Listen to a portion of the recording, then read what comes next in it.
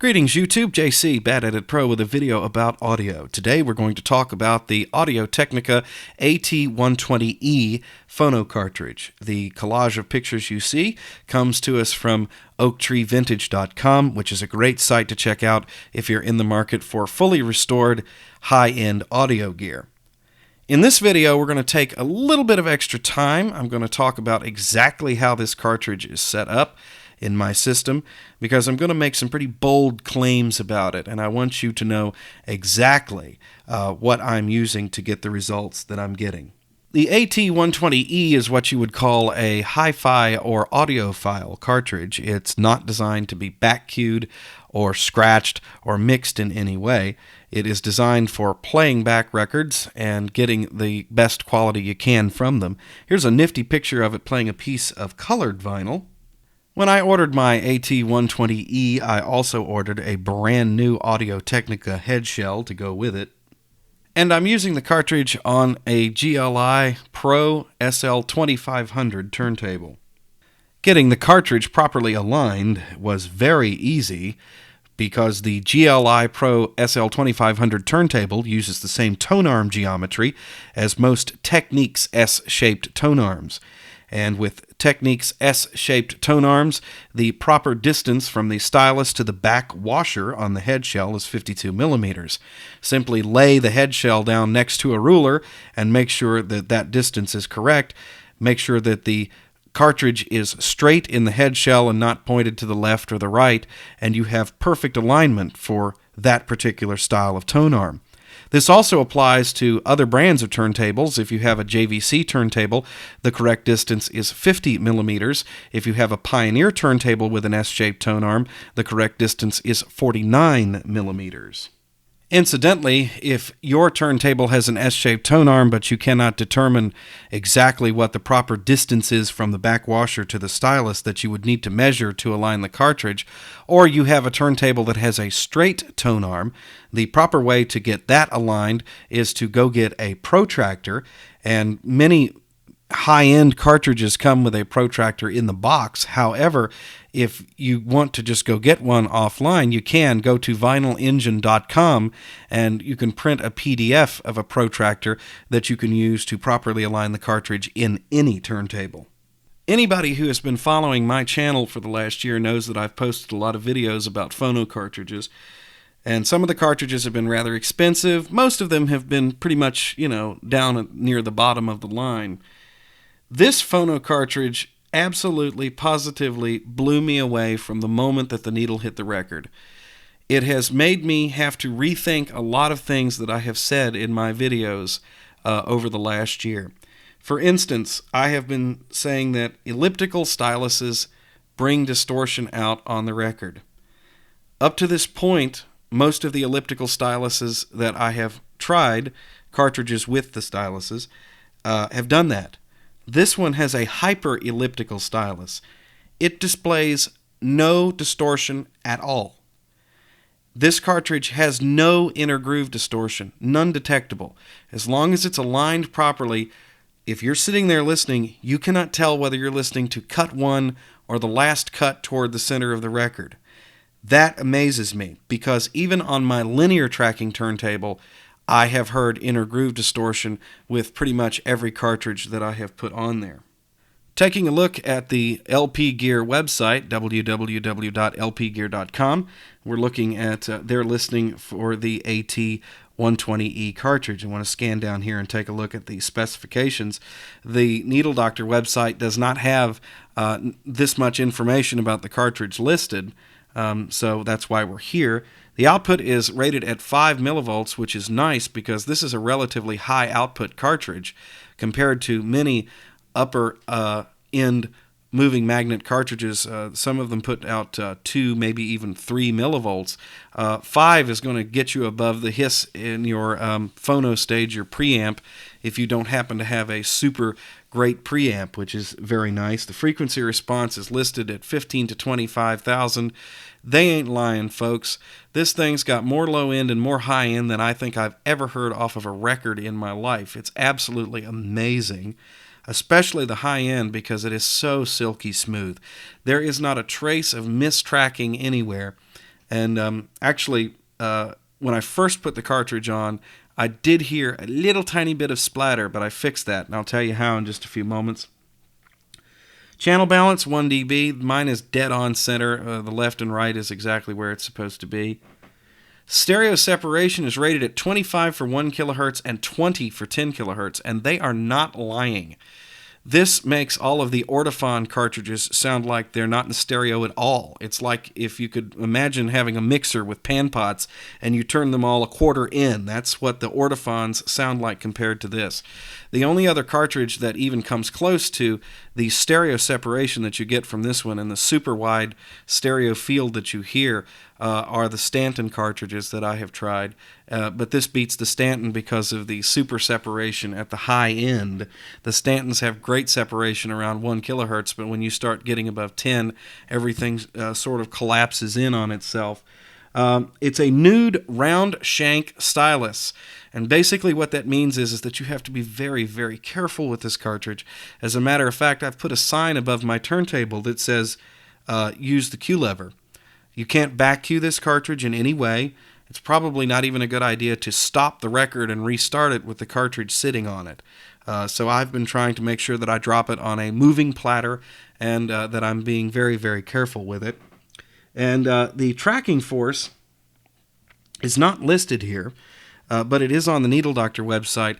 The tracking force for this particular cartridge is rated from 1.0 to 1.8.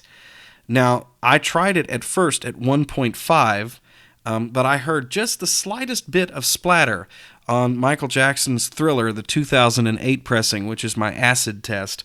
So I cranked it up a little bit, and according to the counterweight on my turntable, I'm currently running the cartridge at 1.7 grams. However, since I'm not using a VTF scale to actually double check that, it could be closer to 1.5 or whatever. So I'm just using my ears at this point to make sure that I'm getting it close, but you have a very tight tracking force range on this particular cartridge. Now, when I bought this cartridge, I was actually thinking about getting one of these, a Audiophone 2M Red, which is a very hot cartridge right now. Now we're looking at the Needle Doctor website for the 2M Red. Let's take a look at the specs. By the way, this cartridge right now sells for more than the Audio-Technica the Audio-Technica 120E. The 120E is going for $89 at Needle Doctor, and LP Gear has them on sale for $79.95. But take a look at the specifications for the Red. The output is the same. It's a little more, actually, 5.5 millivolts. The stereo separation here, take a look at this. It's 1 kilohertz is 22 dB and 15 kilohertz at 15 dB. I have two Audiophone cartridges. I've got a Concord and I've got the OMP, and both cartridges don't perform stereo-wise anywhere near to what this one can do. Frequency response is rated at 20 to 20,000 on the Audiophones. So just in general, if you look at this, I mean, if you compare the specs, even the published specs, I think probably I came out ahead on this one. Plus, I've heard some people who have Audiophone cartridges who have some complaints, especially for the 2M Red. I couldn't find one negative thing online about the 120E by Audio-Technica. And finally, we can look at the 120E's big brother here, if we can get this thing to cooperate. This is a Audio-Technica 440 MLA cartridge, and the difference between this cartridge and the AT120E is the fact that this uses a very special microline stylus, and the cartridge itself is selling for $219 at Needle Doctor, and that's on sale. You can fit this microline shaped stylus into the 120E cartridge and do an upgrade if you like, but so far everything that I've heard with the 0.3 by 0.7 elliptical is monstrous, so I'm probably going to be staying with this regular stylus. I plan on running this cartridge continuously as my main listening cartridge from now on. Although I'm extremely impressed with the audio quality of this cartridge, there are just a couple of negatives that I wanted to talk about before I wrapped up the video. First of all, the packaging. They have it screwed into the box, as you can see from this picture, and that makes it a little bit difficult to remove without breaking the cartridge. So do be very, very careful. You need a very thin-headed screwdriver to get down and loosen that screw so you can get it out. Audio-Technica does give you a screwdriver and a very nice little stylus brush with the cartridge, but the screwdriver has a very wide head on it and makes it a little difficult to actually get it out of the box. You need to go get one of your own. The other thing is that actually mounting this cartridge in a head shell is a bit of a pain, simply because the cartridge has such a wide body on it, and you kind of have to play with it to get it done. Just be patient and be very careful that you don't actually touch the cantilever on this particular cartridge. It tracks at a very low tracking force, and it's a very high compliance cantilever, and any rough handling is liable to knock it out of alignment. So that's one of the negatives. You have to be very careful with it, and it's a bit difficult to get mounted. Mine picks up just the slightest little bit of hum off of my turntable. Not enough to be heard through the speakers unless they're turned up very loud, but I can hear it on the headphones. And pretty much as soon as the needle hits the record, you can't hear the hum anymore. So that's not really a big issue. However, if you have an older turntable that has want to generate hum in some cartridges, as some do, you may want to check to make sure that you can actually use this cartridge. See if you can make sure that you can try it and send it back if it doesn't work, if you spend the money on it. That is pretty much the only negatives that I could possibly find with the way this cartridge sounds. Other than that, just absolutely positively amazed. It beats the crap out of everything that I have reviewed so far. Well, I certainly hope you've enjoyed the video about the Audio-Technica AT120E cartridge. It is the best one that I've heard so far, and this will probably be the last cartridge video that I post for a while, simply because of the fact that over the last year I have spent a lot of money on phono cartridges trying to find one that I really liked, and I think I finally have found the one that gives the right balance of value and audio quality, and that is the 120E from Audio-Technica. If, for instance, you saw my video about this particular little cartridge right here, the AT95E, and you bought yourself one and you've had it for 6 months, I would suggest that you consider saving up some money and upgrading to the 120, because it is a much better sounding cartridge. The only other cartridge that has consistently performed just over time, over the last year, that's worth notable mention is the Shure M92E. That is a very fine sounding phono cartridge for a P-mount turntable, or it can be universally mounted. But the AT120 is definitely a cartridge that is in a league of its own.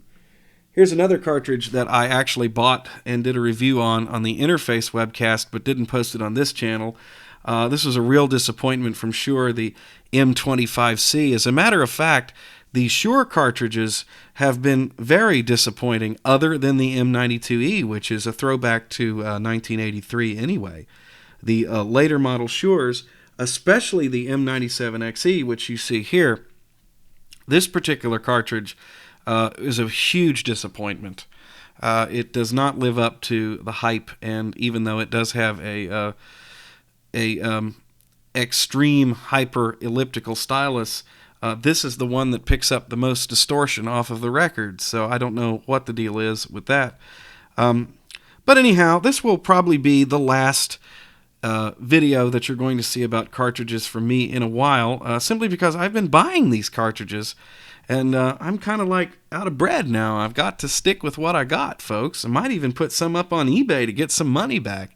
However, if any of the phono cartridge companies want me to review any of their cartridges, like this nice moving coil model here, I'd be glad to. Just send it on. Just contact me here at the Bad Edit Pro channel, and I'll throw it up on the turntable and give it a shot. Here's another good Audio-Technica cartridge, by the way, folks.